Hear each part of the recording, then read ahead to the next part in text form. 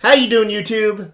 Matt with Massive Beer Reviews, back with some Thanksgiving-y side-by-side Belgian dark, whatever, awesome goodness with a little new, relatively new, versus vintage Gouden Carolus Emperor Blue, basically. There's Keizer Blauw, whatever you want to call it. It's Emperor Blue. It's Gouden Carolus. It's one of their Belgian strong darks. It comes out January, February every year, and it is by far and away one of my favorite beers of all time. And I've reviewed it before, but I don't believe I've ever done a side-by-side. I have a couple different vintages of these floating around, and I was lucky enough today to, this weekend I actually picked up a brand new one, which would be this one, I believe, over here. And as far as new goes, it's 2016 version. Like I said, it came out earlier this year, and ended up picking up this 2011 version today, too. Pete, local beer nerd by me, I posted to a group saying, I had a couple other of these that I was going to crack for Thanksgiving. And he's like, I have a 2011 if you want it. And I was like, fuck yeah. And he dropped it off. And I said, hell yeah, let's do a little side-by-side review stuff. So there you go. As far as what these say on them, a little bit different as far as the labels go. We'll go with the old one and see what happens. As far as what it says on the label, it says 2011 Cuvée van de Keizer Blauw Gouden Carolus. On the back here, it says 11% alcohol by volume. It says Grand Cru of the Emperor. Cuvée van de Keizer Blauw is brewed on February 24th every year on the birthday of Charles V. The unique brewing of this Cuvée van de Keizer with only extra fine Belgian hops and with a higher alcohol level 11% guarantees this beer to age excellently over several years' time with a complexity and intensity usually reserved for the finest of wines. Attesting to the innate mystery and intensity of a cellarable beer, it is this brew's beautiful ruby brown, almost henna color, with a light brown velvety head and sweet, powerful notes of wood yeast and plums. The Cuvée van de Keizer surprises one's palate with subtle hints of caramel, even fresh green apples. Drink a Cuvée van de Keizer is a fully sensory experience, so to be certain, breathe in its fruity, almost delicate aroma and complements a rich, roasty, malted, yet soft, dense body. Its truly sugary brew is every sense erring on the natural, fresh, and refreshing side of sweetness. That's that. Over here, it says kind of the same thing, very much, a lot less words. Basically, it goes about, talking about the actual Emperor Charles Quint, the Cuvée van de Keizer, fine complexity, a much shortened version of that. So, there you go. Now, they say it is brewed on the 24th. This actually says it was bottled on, this one doesn't have a bottling date on it unless I can't see it. This one says it was bottled on March 2nd. So you're looking at March. This is Thanksgiving 2016. So you're on March, April, May, June, July, August, September, October, November. So you're looking at a grand total of 8 months. Had to do math there real quick. And on the new one, and what is it? 5 years on the other one. So yeah, label-wise, it's awesome. They're fucking fantastic. Look at them. They're beautiful. Classy. Subtle nuances between each one. The label's pretty much the same, but the way the numbering up here is done, the way the label's placed, and like I said, on the back, you have a bit of different kind of style and format and how the beer is actually put down. On this side, it actually has Belgian ale on the bottom, and it has the kind of that new school Belgian family of brewers Trappist stamp down there. This one actually omits that complete. Oh no, it has it on the back next to the Wegmans label, but just a little bit different. So, slight changes. These actually used to come in wooden boxes, and the wooden boxes actually had like a nice ribbon on them and everything. So it was definitely a kind of presentation kind of beer. So, yeah. So excited to dive into these. Oh, you have no idea. By far and away one of my favorite beers. Okay, got that one started. It's going to come out easy. Hopefully this old one comes out easy too. Look at that. I love it when they all cooperate. Okay, both of them look pretty even as far as aggressiveness, I guess you would say, as far as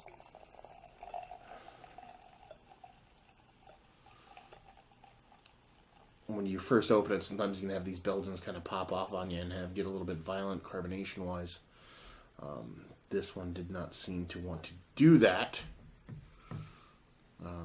So yeah, try to give them as much of an equal pour as I possibly can. It's kind of hard with the 750s going back and forth, but as you can see, this one much smaller, much tighter head. The bubbles are way more compact.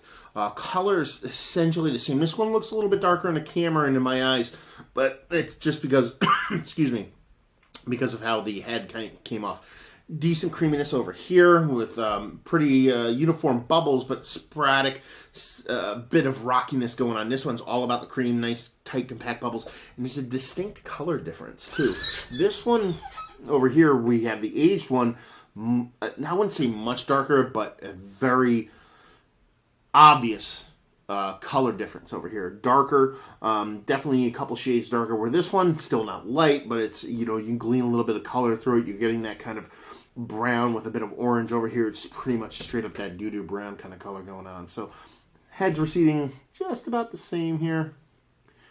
Getting rocky as she goes down. She's almost completely gone. So yeah, I mean, similar but different. What do you kind of expect from an aged beer, I guess you'd say. So yeah, let's get this sucker moved over a little. And yeah, so let's take these down and let's go at it. Let's see what this got. Start newer first. Newer first. Get a nose on her.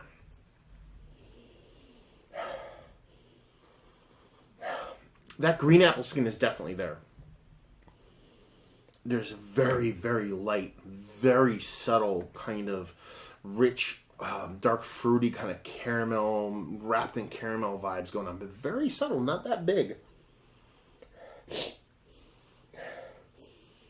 Yeah, just like a green apple sweetness, almost like a Calvados cask kind of vibe going on. And a little bit of kind of caramel figginess. A little dark fruity carameliness going on there. You get a little bit of Belgian sugar. You get a little bit of fresh dark fruits. And then a little bit of green apple skin. And that's pretty much it. So really not much going on there. It smells nice, but not that vibrant. Let's see what this one is. Yeah, way more rich, way more matured. Those that kind of date and figginess is way more reduced, way more kind of caramelized. And the beer still getting those subtle kind of green apple skin kind of vibes. The Belgian yeast kind of escapes me on both of these. I thought I'd get a little bit more kind of Belgian yeast out of both of these, but it's still it smells Belgian, but it's not over the top. I usually get a little bit of anise vibes out of these two, I believe. I could be wrong. I could be thinking of their Noel.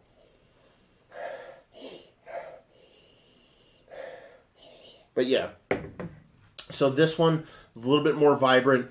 The green apple's a little bit bigger. And those kind of caramelly, kind of reduced down, dark fruity, figgy datiness is not as vibrant over here. It's much more pronounced.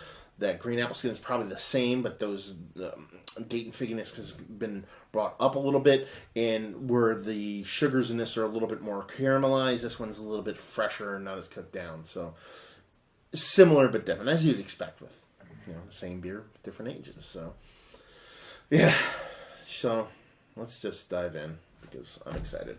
Cheers, newbie first.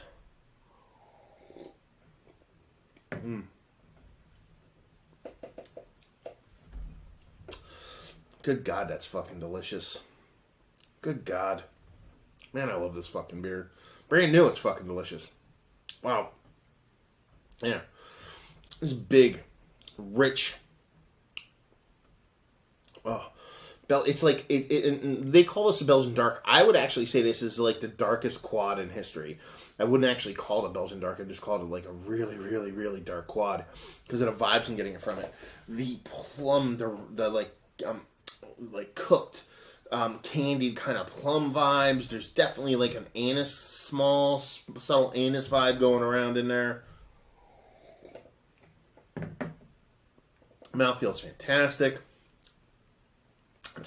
It's bright. It's fresh. It's fruity as fuck. You know, you're gonna throw cherries in there.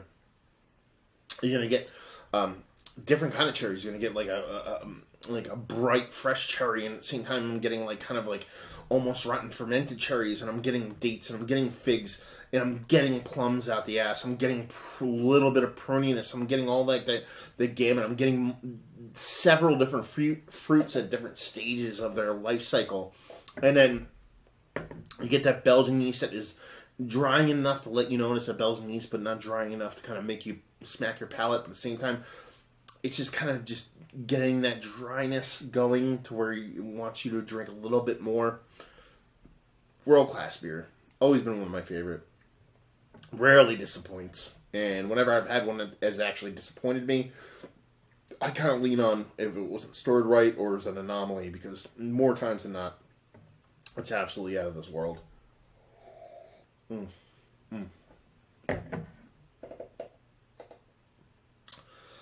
That is fucking beer for me, to be perfectly honest with you. So yeah, this is brand new 2016. Like, I'm gonna say brand new 2016. You know, I like this beer because it comes out March, April, and by the time you let it sit and then you get to these months of Thanksgiving, that's when it really shines. So it's almost like they know that it's a winter beer. They put it out at the end of winter, knowing that by the following winter it's going to be cash money. So yeah, newbie, absolutely delicious. Let's dive into this 2011. See what she has to offer.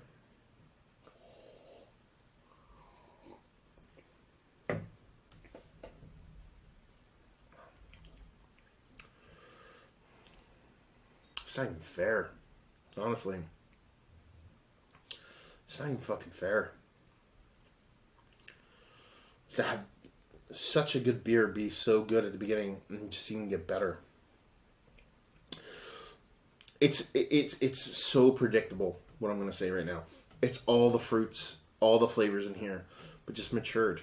I mean, not to get generic on you, but those fruit flavors, those fruits from the plums to the even peariness I'm getting from it more than green apple skin, pears to the cherries to the dates and the figs. They're older, they're wiser, they're aged. There's more to them. They're so much more rounded, so much more. I don't even know what I want to say right now because it's that fucking good. The mouthfeel is fucking amazing. It's gone to the point where this one over here, well, nice, has a bit of I don't want to say abrasive sharpness to it. It's not thin, but it's got a viscosity, it's got a density to it, but it's nice, but it's not nothing.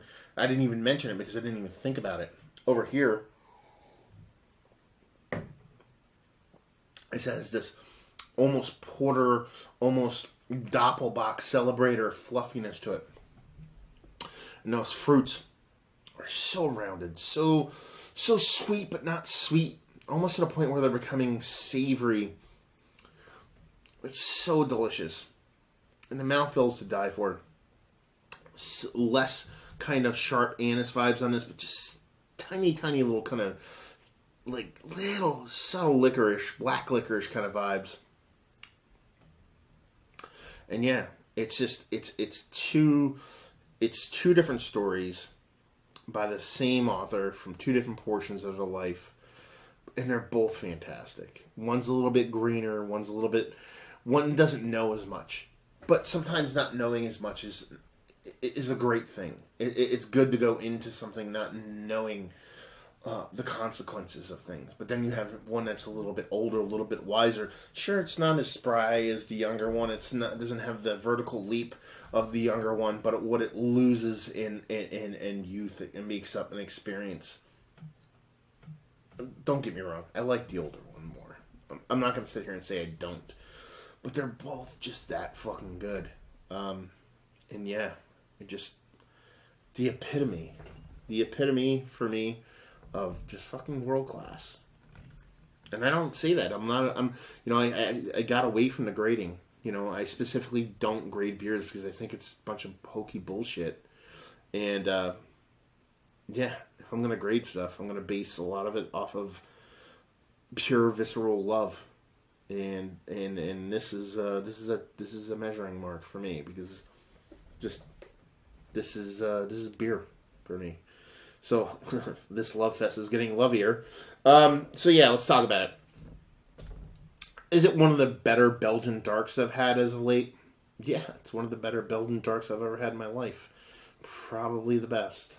Yeah, value and availability. That's where this actually even gets even better.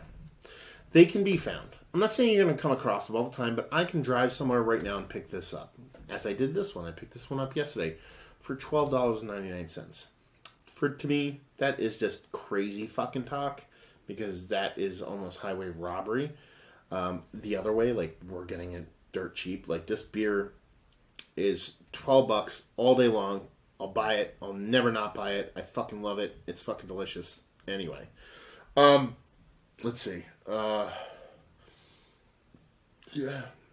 The availability thing, it really does depend where you're at. I assume, more East Coast available, but whatever. But at the same time, it can be found. And just say, if you like what, will you like this? If you like Belgian darks, if you like Belgian doubles, if you like quads, if you like Belgian beers, if you want to know what good beer is. I'm not going to say if you like good beer. If you want to know what good beer is like, everybody talks about trends and about how beer is going to do this or beer is going to become that. Belgian beers for me has always been a love of mine. It's kind of where I cut my cloth as far as getting into beer. And, I don't think, they've never gotten the pub they deserve. And I don't know if they ever will. But it is, to me, what beer is in a perfect sense. It just makes sense to me. So a lot of people have different definitions. You watch me, beer reviews are subjective. It depends on who's drinking it. But for me, this is about as perfect as it gets. So if you want to know what good beer is, if you want a gauging point of what I think good beer is, then this is definitely worth picking up, because this, to me, is good. I like it. Did that come across in this review at all? I like this beer. I don't know. I don't know if I expressed it enough. Give it a thumbs up. Anyway, so there you go. There's a gushing, homeristic review of a beer that I've loved for a very long time that still doesn't fucking disappoint. Whether it's old, whether it's new, whether it's somewhere in between. So hopefully you guys enjoyed the review. If you did or you didn't, or somewhere in between, please leave a comment down there and all that stuff. Facebook, Twitter, Instagram, on tap, Massive Beers, and all four of those places if you want to check me out anywhere else. And yeah, another review down. So hopefully you guys enjoyed the review. Hopefully you're enjoying some aged Belgians right now. Or some new ones. Not old ones, new ones. And hope to see you next time. Cheers.